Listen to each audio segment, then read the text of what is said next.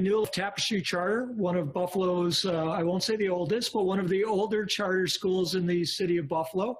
I know that you have a new building over on Great Arrow Drive. You've been doing this for some time. So at this point, I'm going to turn it back over to Ms. Bullock, and then we will turn it back over to you, Mr. Clapper. Thank you very much. Good afternoon, esteemed board members, Dr. Brown Hall. For you this evening, we have Tapestry Charter School. They're up for renewal, and this is their public hearing. Also, so that we know who's on the line, is our Director of School Review in the Office of Shared Accountability, Dr. Lorinda Chisholm, who will be taking notes. Dr. Chisholm, do we have the hearing impaired interpreters? No, not for this board meeting or for this public hearing. Thank you for asking. And so without further ado, we will begin. Great. Mr. Clapper, the floor is yours. Thank you very much. And so thank you also for your time tonight. Before the board meeting, we will be as quick and efficient in this presentation as we possibly can, and then we'll have some time allotted for Q&A for any of the questions that you have. Thank you to Ebony, who is one of our esteemed past Tapestry Charter High School graduate parents. Great to hear that Xavier's doing well. And also Dr. Chisholm, thank you so much for setting us up virtually. I've got my whole Compass leadership team here, and I'll just really quickly do some introductions. So I have Dr. Carrie Hayes, who is our Director of Curriculum and Instruction and Assessment. Jennifer Pangborn, our K-5 principal. Lindsay Lee, our middle school principal. Amy DiMaggio, our middle school assistant principal. Sarah Hilligus and Fred Carsons, co-principals of our high school. And Dominic Ballachino, who is our Director of Special Education. We also have Mr. Anthony Riccio, our K-5 assistant principal, on board tonight. So I will proceed to share my screen, and I've got some slides to go through.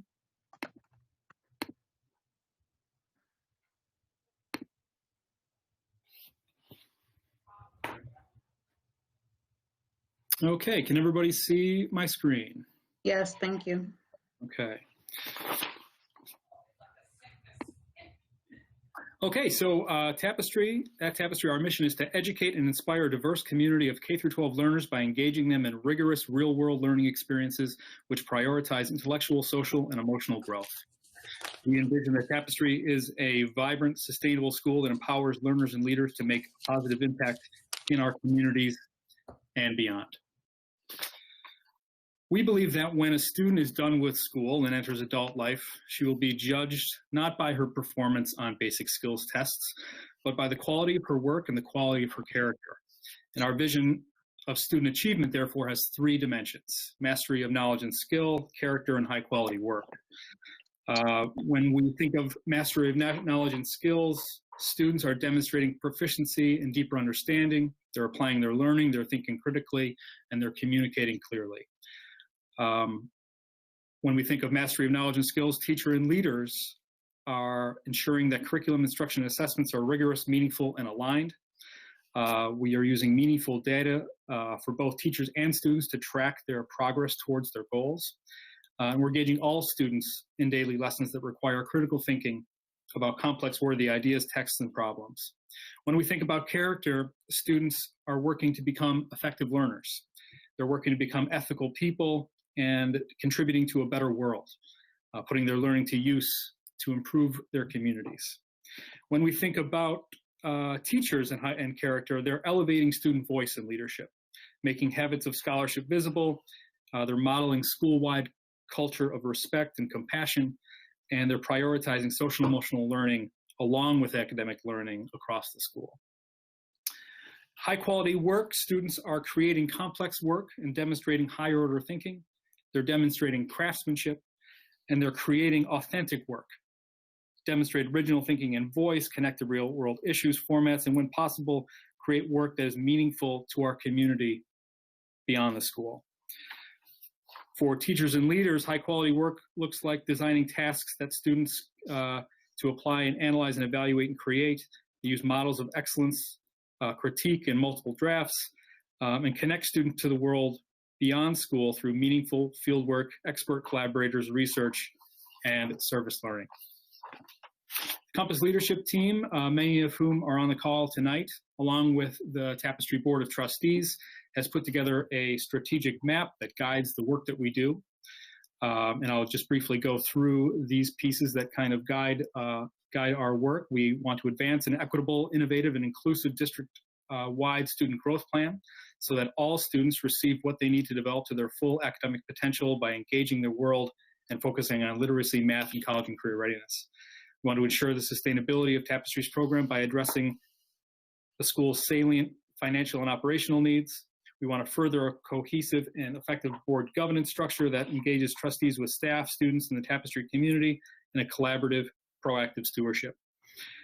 We want to expand Tapestry's positive impact in our local community and the world around us so that others can benefit from our commitment to equity and social justice.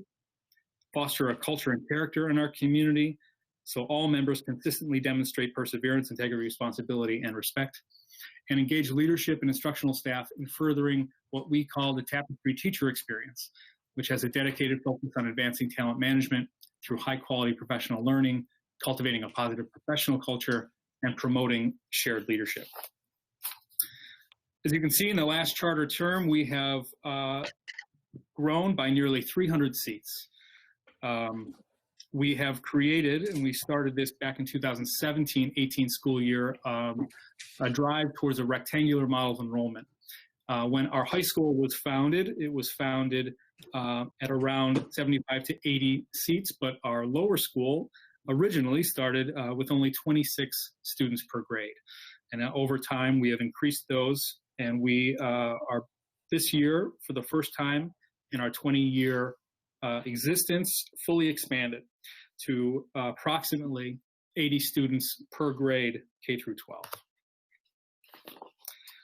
This slide is just a reflection of our wait list and our available seats and applications that we've received in our lottery. As you can see, we have our enrollment as of Beds Day this year. We had 837 applications received for 260 spots, which gave us around 621 students on our wait list. Just very quickly giving a snapshot of our demographics, our ethnicity demographics. K through 12 across all of our grades, K through 12, we are 58.5% Black, 31.9% white, 4.3% Hispanic. You can roughly compare to BPS, and as you'll see, we pulled some of Buffalo Public Schools data, but the most recent that we could pull from the data site was from 2018-19. I'm sure you all have more recent data that you can reflect here. In the next slide, I will transfer the presentation over to Dominic Ballachino, Tapestry's Director of Special Education, and he can walk us through students with disabilities and our ELL population. Thank you very much, Eric. Can everyone hear me okay on my end? Perfect. It's a pleasure to speak with everyone today. I want to point out, just in going over this slide, I'd like to just take a moment to, these are some numbers there that we're comparing to the district, to Tapestry, but I want to go into a little bit more detail about what, our population of students at Tapestry looks like, the types of services we have. So these, first of all, numbers do not represent any students that fall within that section 504. That we put accommodation plans in place that would be a physical or mental impairment that does not require specialized instruction under special education.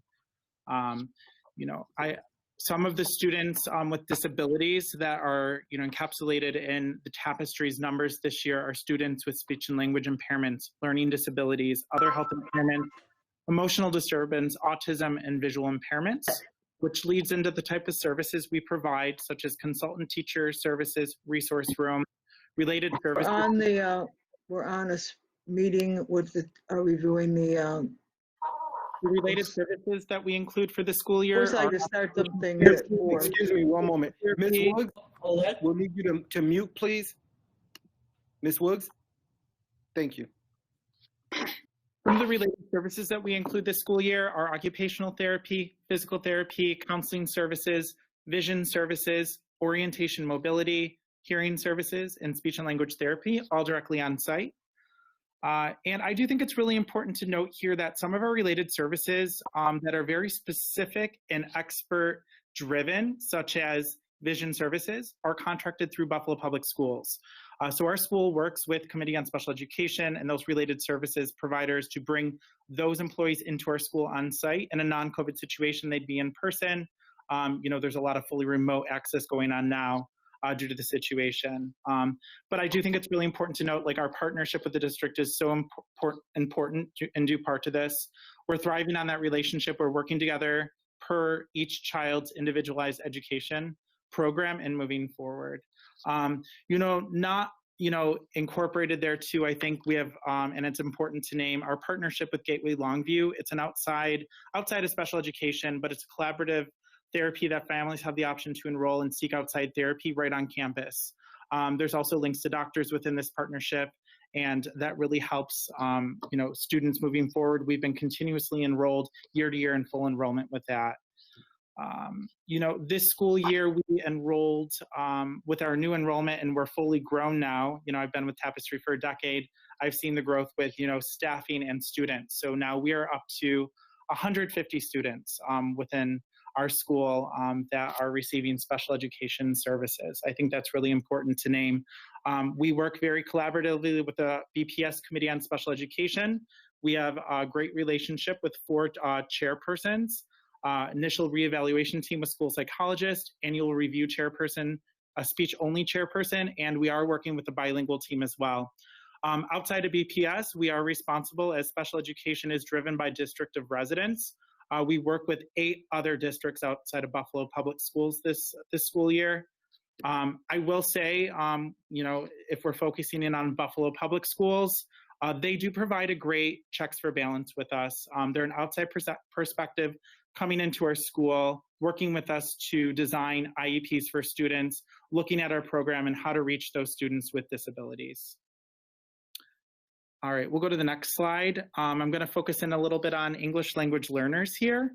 Some of the languages that are represented at Tapestry this school year that students are considered limited English proficient are Karen, Karenni, Urdu, Turkish, Arabic, Spanish, Kinyarwanda, Swahili, and also Shen Tai. You know, moving towards our, you know, English language learners, some of our students, you know, English is not their second language, it's their third or fourth language.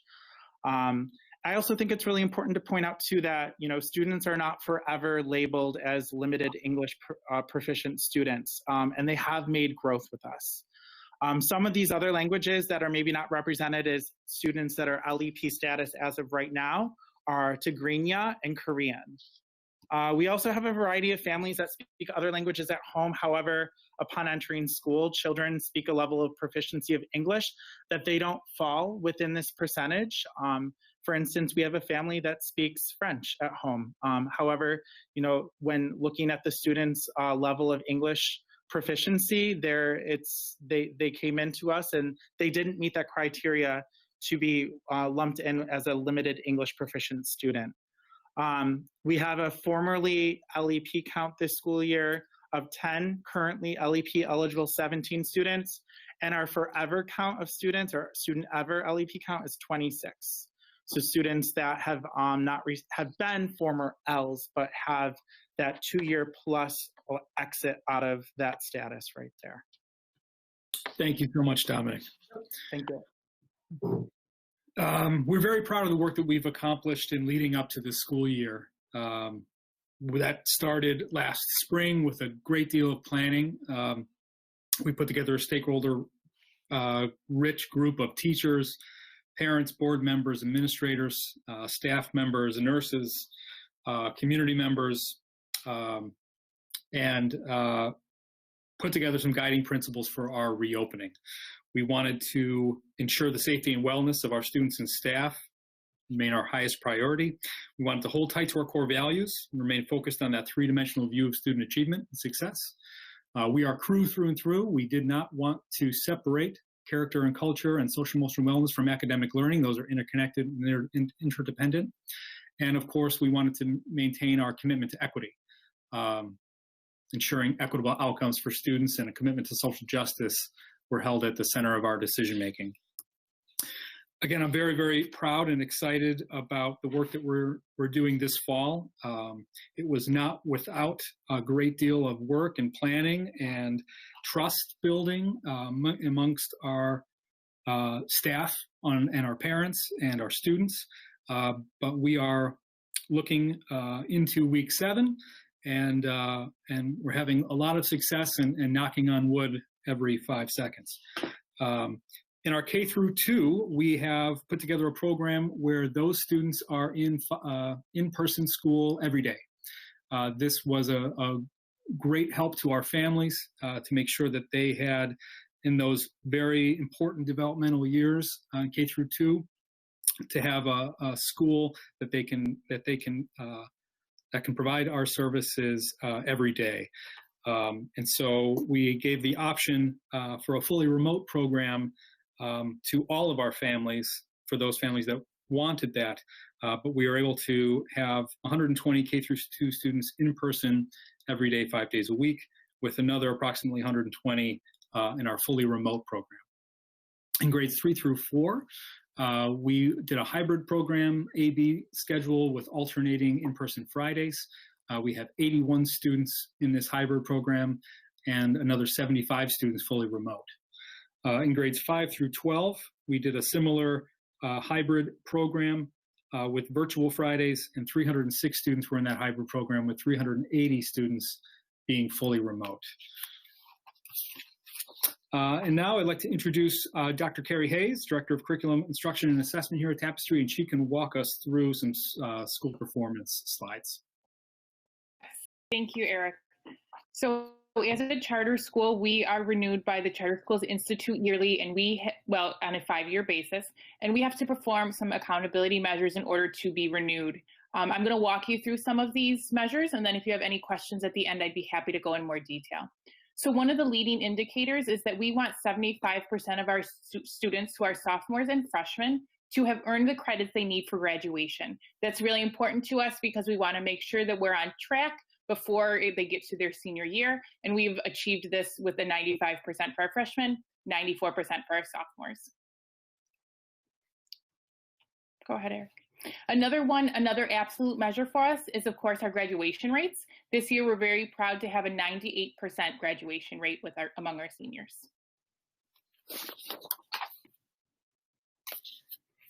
Another absolute measure that we are held to is the 75% of graduating students will have reached a possible indicator for college readiness. That includes an advanced Regents diploma, taking an AP course, taking a dual credit course, or passing a CLEP exam. We did not achieve our goal of 75% this year. However, Eric, if you will go to the next slide for me, we have made a lot of growth since this leadership team has been in these positions and getting towards that 75% mark. We now have 10 college courses or AP courses that we offer at our high school. We started from very few. You can see 27% of our students met this measure, and now we have 63%. So next year, we will be hitting this measure as we've aligned our curriculum. We put it in place so that we can make sure we hit that measure next year. Lastly, I'm just going to go through ELA and math. We want 65% of our students to achieve at a performance level 4 in ELA. We did not achieve this goal. We did increase from the previous year. We do always meet the measure of a performance level 3. We've also increased that this year. We are doing a good job of getting our students to 65 plus, and our goals from now on, we need to make sure we're getting that 79% plus. Same thing holds true in ELA and as well as math.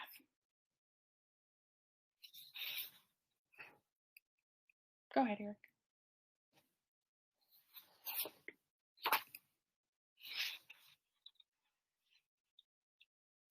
So since we didn't have state assessments this year, I just wanted to point out that we do use internal measures, including the NWEA, the F&Ps, we use interim assessments. We'll go through these next slides very quick because I know we're running short on time. But if you want to take a look at the next 2 slides, it just shows our growth from fall to winter. We were not able to give the NWEA in June as we typically would, but we've already given it this year to our K through 4 students, and we will continue to do it for the rest of our students. And that's just highlighting where above 50% of our students met their growth. The great thing about NWA is that it measures growth. This is just a summary slide before I turn it back over to Eric. It just shows our accountability measures. Again, overall, our areas of strength is our matriculation rate into college, our graduation rate, and like I discussed at level 3 in math and ELA, we always hit those measures. However, we do need to improve in our areas of achieving level 4, and we want to make sure that we control for our economically disadvantaged students. We have strong graduation rates, and we're going to continue to grow, hopefully for the next 5 years. And Eric, I'll turn it back to you. Thanks, Carrie.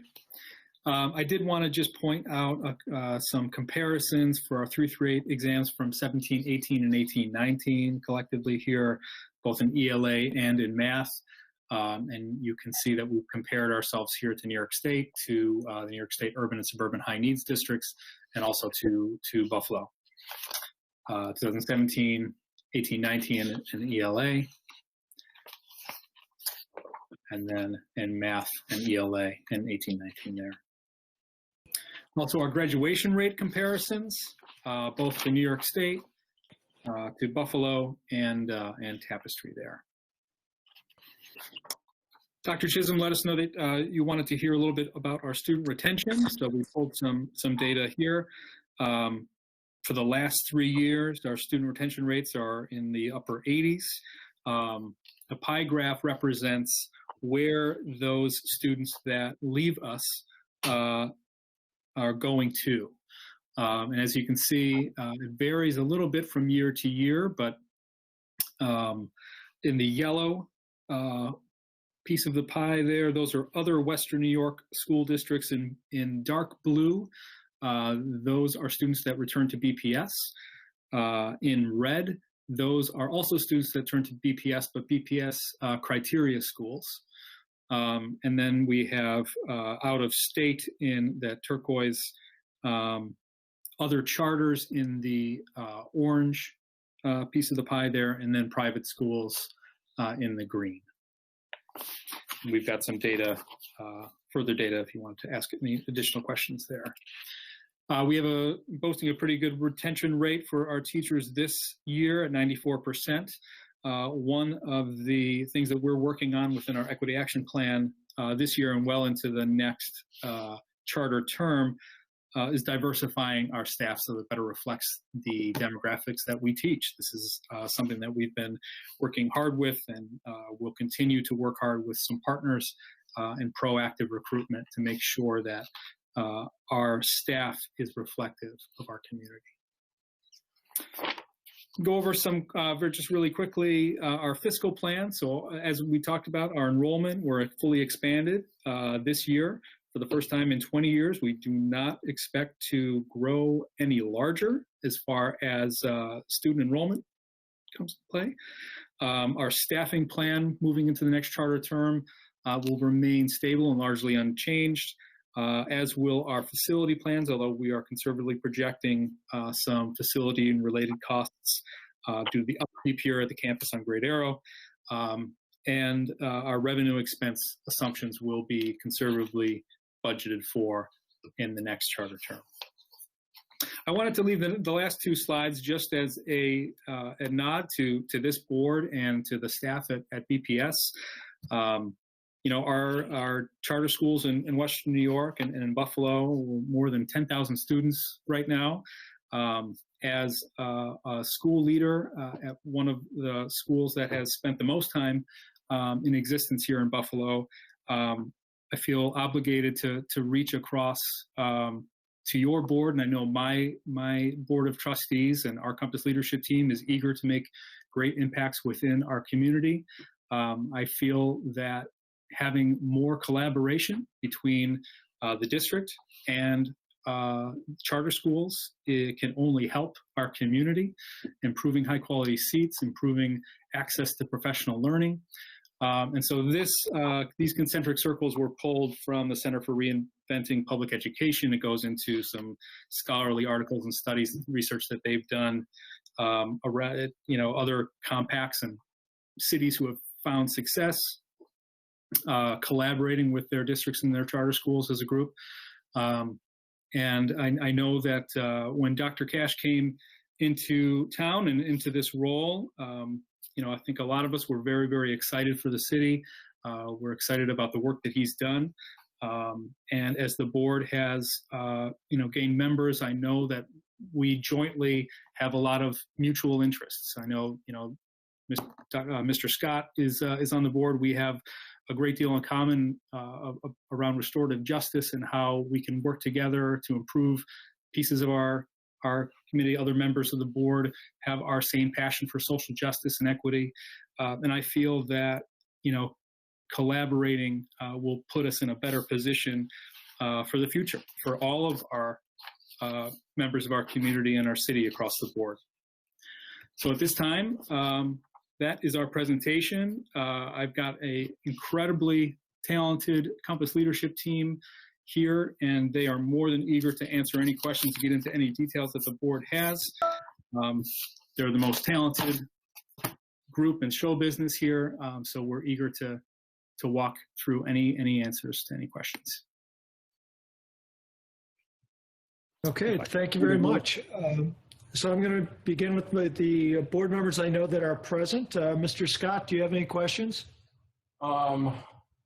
Just first, a reflection on the presentation and what was shared.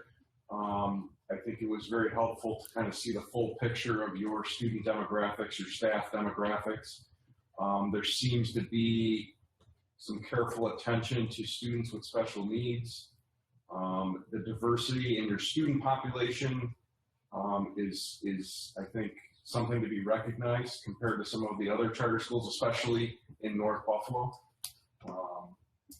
What I didn't see was, and maybe I missed it, a breakdown on economic status for your student population. Sure. So K through 12 in our lower school, we are 68% free and reduced lunch. In our middle school, grades 6 through 8, 67% free and reduced lunch. And in our high school, we're 78% free and reduced lunch, averaging out K through 12 to around 72% economically disadvantaged students. Mr. Clapper, hi, this is Dr. Brown Hall. If you could do me a favor, when you send us a copy of the PowerPoint, also send us that information with it. We appreciate that. Of course. Thank you. I acknowledge too that even though there seems to be a commitment to work with students with disabilities, that it doesn't seem as if you provide those self-contained placements for kids with severe disabilities.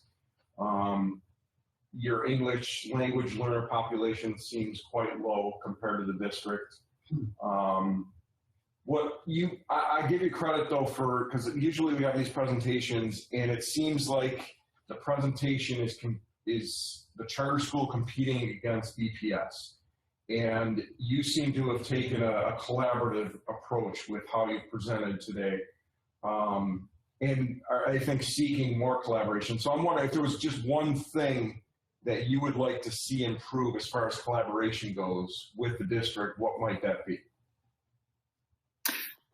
Well, I think, as charter school seats become more prevalent across the city, I think, we as charter leaders are very, envious of your economies of scale and how you're able as a district to look, and be, make efficiencies across those economies of scale. We, ultimately have lack of access to this great program here at Tapestry because we haven't been able to receive transportation or equitable bus times. We'd love to collaborate and have conversations, around there. We'd love to be able to offer, more intrinsic special education services for those populations. And I think that we could work with the district in order to find some of those economies of scale so that we could offer more. I know just in general operations, and facilities, we did build this wonderful K through 5 building on Great Arrow. It's state of the art. It's absolutely beautiful. And before the paint was dry, we wanted more space because we wanted to expand some programs that were really, really working out well. And we'd love to have conversations around that. I think just in a general, sense, making sure that we're improving our relationships. We're all doing this business for the benefit of students and our families and across the city. And it's important to us that that we find, through lines for both of our organization. One more question. Professional learning and professional development.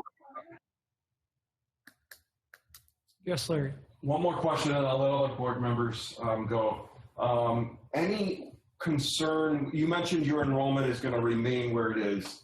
Do you have any challenges or concerns in this time, especially with COVID and other factors at play, with sustainability? And not so much sustainability for staying open, but with being able to sustain current programming and staffing moving forward.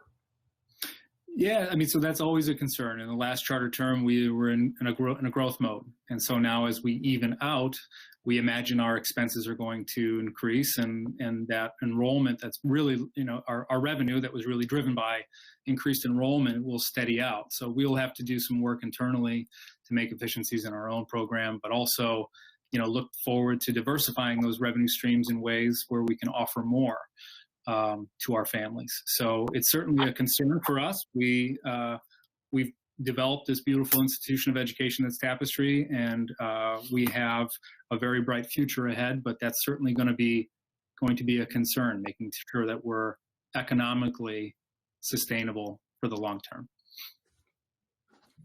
Thank you, Board Member Scott. Thank you, Board Member Scott. President Kottman, you're up next.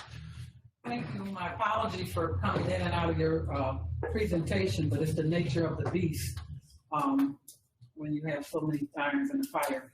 So I was impressed with the fact that it's been 20 years that you guys have been in existence. I was not impressed with the fact that you have not figured out a way to be equitable with providing resources to all children.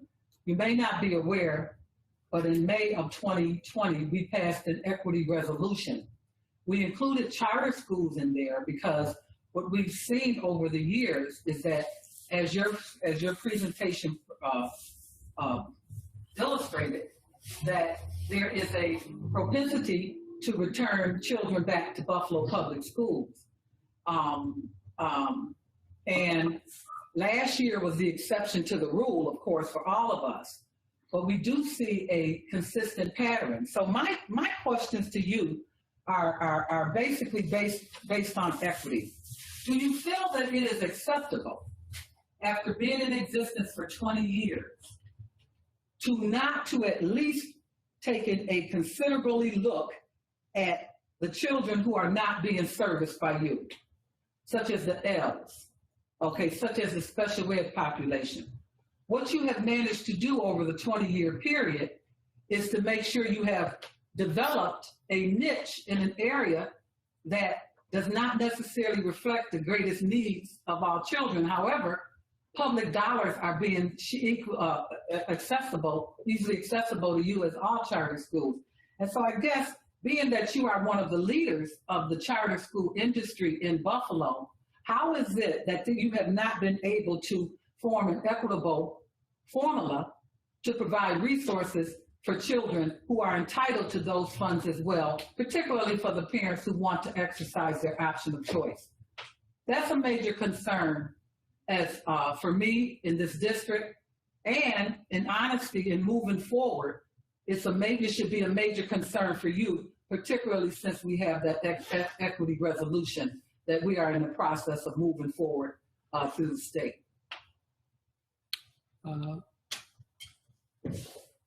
Mr. Clapper, do you have a response? Yeah, so thank you very much for that question, Ms. Kottman, and I can absolutely hear the passion with which you speak. I somehow got signed off there, but I caught the gist of what you were asking. As far as looking equitably at the the work that we do and the students that we serve. We feel very, very confident that the quality of the work that we've done, not only over the charter term of last term, but for the future, that we are going to be continuing to do incredible work for all of the students that we serve. Our L population does not compare to the districts, and that comes from a myriad of reasons that we're working through. And I'll tell you that in the next charter term, that will be one of our goals, to increase the level and the number of students that we're serving, to make sure that it's a complete reflection of the community as a whole. That's something that's important to us. That's something that we feel we do a very good job with. If you look at our performance of our L population, small as it may be, we are doing phenomenal work with those children, getting them across the line, not only for proficiency rates and growth, but to graduate. In addition to our special education department, all of our exceptional students that we've taken on. And, I think that Mr. Ballachino can speak a little bit to some of the exceptional students that we have taken from the district, even in collaboration for the best of those students. But that is certainly a point that we'll take, and I trust in the great work that we're doing. There are many different factors that affect how those different pockets of subgroups get into our doors. But we do amazing work with the students that come into us. I know that you are a proponent of access of opportunity, as are the people that are on this call here from Tapestry. And I would love to work with you more to make sure that we are building out a diverse student demographic that we can feel proud of educating. Okay, so I'm not questioning the quality of work that you're doing. What I'm saying is that you are part of the educational pot that comes into Western New York. You have been in existence for 20 years. You just presented a 1.5% L ratio, which is what, that's equivalent of 10 or 11 peak students. Okay, and I'm saying is that you have over the years, you have a history of returning children back that do not work in your schools. And what I'm saying here is that, to truly be considered a quality educator or education institution, you certainly would have to mirror or at least have a certain percentage of certain students in there in order to be a contender. What we're seeing is the majority of the children that are being brought back into our district from charters, I don't have your particular information in front of me today, have our children who are disciplinary problems, who are, in addition to disciplinary problems, children who don't fit. Okay, so my concern is, as you move forward, and our recommendation is going to be to the state, that there be a 2-year guideline put in place that you achieve certain additional ratios during that 2-year period. Because we cannot continue to burden or be carrying the entire burden on the Buffalo Public Schools, and then over here you're saying, hey, we're head of the class over here, but when we look at the demographics, you're lacking proportions that illustrate, the need for greater support in our community. So that's where I'm going with this, and I want to be upfront with you guys because we have a state-of-the-art school across the street from you, our Blue Ribbon School, okay, but we are requiring them to have a certain percentage of special ed children in there as well, special percentage of Ls in their building, and we don't understand, if you're in the same community, how you're not able to at least mimic that. So I'm not trying to take away from the work that you're doing. What I'm saying is that if you are truly committed to children, then you will also be committed to those who you are currently underserving. And that's all I'm saying. Okay. I appreciate the work. I think out of the 54, 57 schools across, the BPS district, there's really, if you look at each of those schools and the populations of the Ls they serve, there are very, very few schools that we can compete with. However, 9 of those schools do have less L population than we do.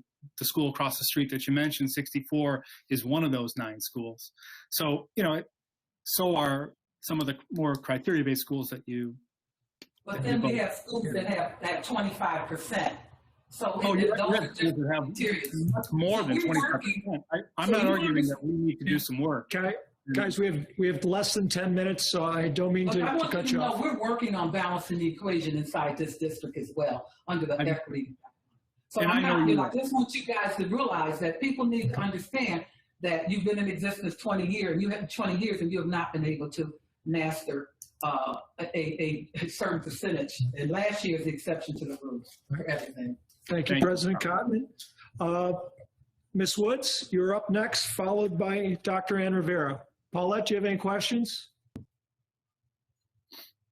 You're on mute. I was looking at one of the same things that Sharon pointed out in your presentation. It looks like you said you returned 14.9% of your regular students to public schools, and then another 10.9% to other Buffalo public schools. So that's like 26% of your student body returning.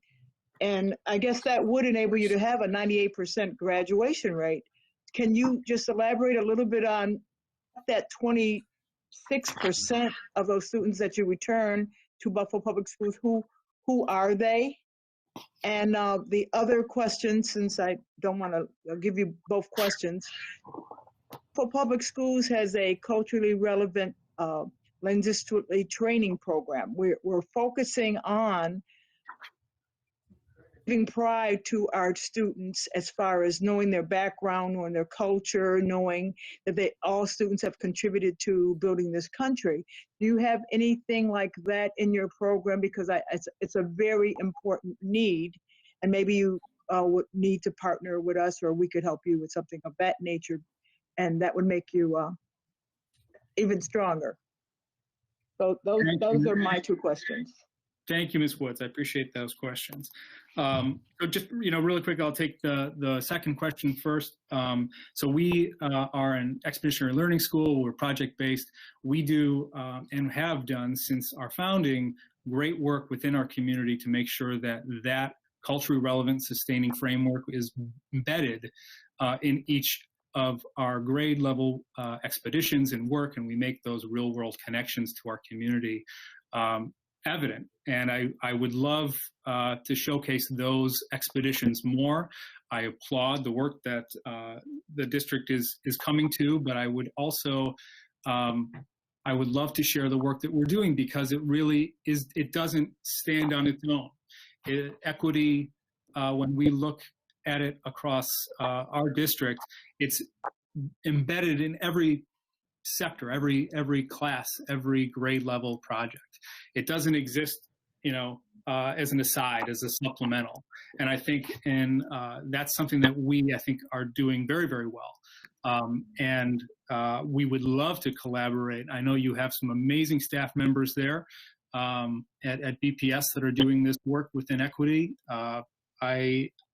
I've been following them closely, and some of the work that the district's doing on that front is really, really fantastic. I would just hope that work is embedded in each class and it doesn't just stand alone. Many districts kind of do. If you look at those slides for our student retention, let me just make sure I'm pulling up the right graphics.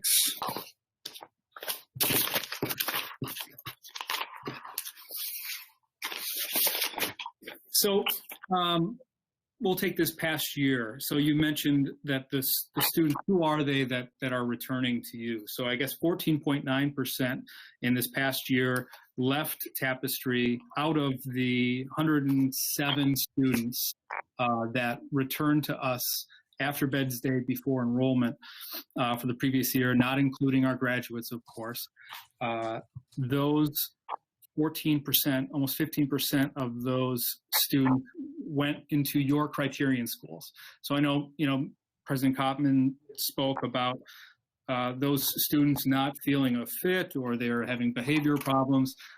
those are not the students that we are returning to you. Another 10% went to other schools within the BPS. Another 22% went into private schools. Let's see, there was another 11% that moved out of state. Another 4% that went to special other settings that were neither in BPS nor other Western New York districts.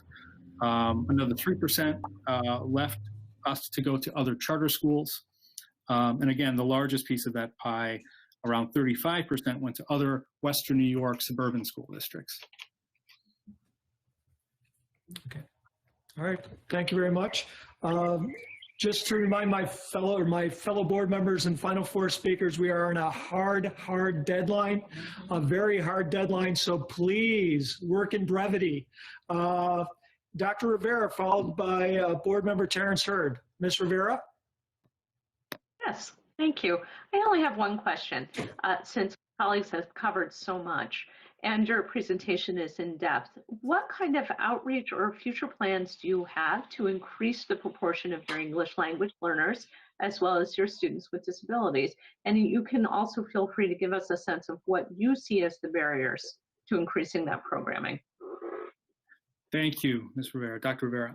So we, into the next charter term, we're going to have a more targeted outreach into certain neighborhoods and working with long-established partnerships with community organizations within the refugee population, Journey's End, Viva La Casa, and the International Institute, in order to be in front of more of that, to diversify that application stream. I will tell you that, and we've made no qualms about it, access to North Buffalo from the west side, in a lot of ways, when we've come across this, we've had trouble because we cannot get those equitable bus times that mirror our, so we would love to have yellow bus transportation. There's New York state law that says the charter schools are obliged to get that from their home district. We've applied for the last 5 years with BPS Transportation Department, and they have not matched, our school day. And so the burden upon bringing kids in at 7 a.m. and having a before care program and then an after school program, because they wouldn't be able to pull out until 4:30.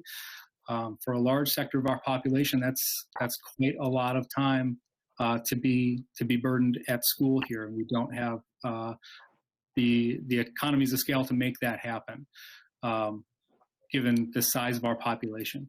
But it's certainly the outreach within neighborhoods and within those settlement agencies that can get access to families. We have found success in the past with that. With our expeditions, I know our middle school in particular has done some amazing project-based work within some of the settlement agencies on the west side, around refugees and new Americans, and we hope to increase the outreach within those organizations. If I could just jump in there. Thank you. I just have. We really don't have time for anyone to jump in right now. This is the last follow-up. I'm just going to make a statement about outreach to high schools, since Yellow Bus service does not serve students with high school, and that the situation would be different for students with disabilities. That's just my recommendation. I'll close my comments. Thank you. Thank you, Dr. Rivera. Mr. Hurd, one question, please, followed by Dr. Kathy Evans-Brown. We are over time, guys. Mr. Hurd? Thank you, Mr. Petrucci.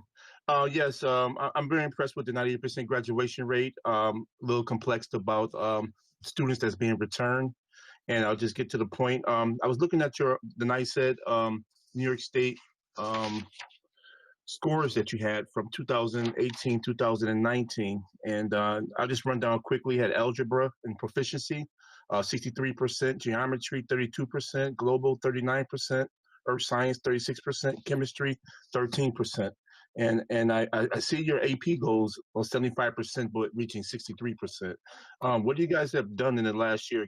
Because your graduation rate has went up, and what's different to reflect on the 2019-20 scores that wasn't recorded on the state website? Sarah, Fred, do you want to speak to that?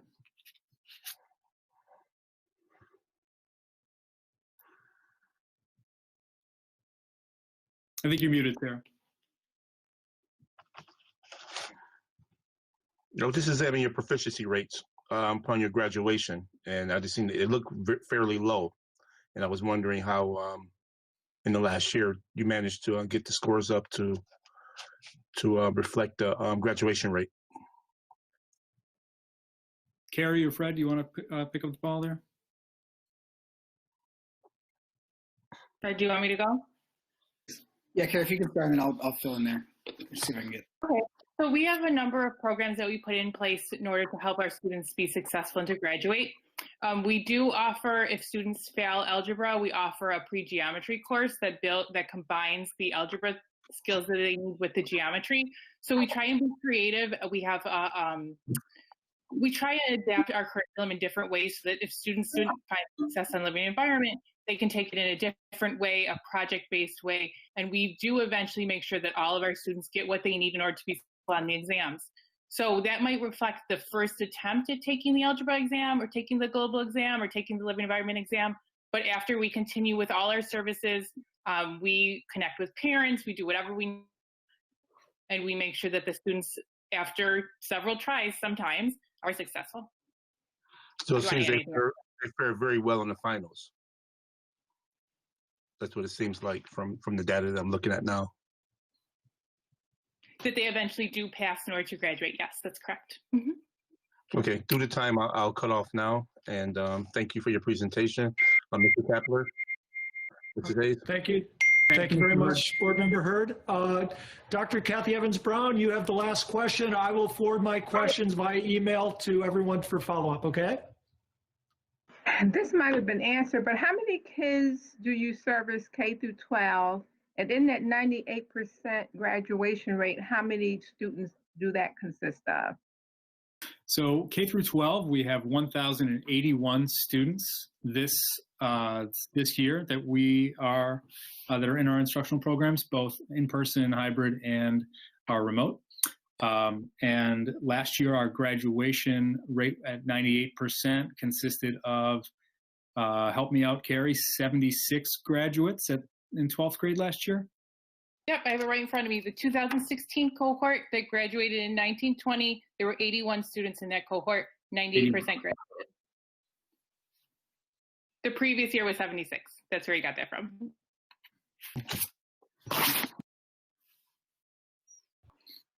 All right, thank you very much. We ran a few minutes over, but I think we can still make it work for our next presentation.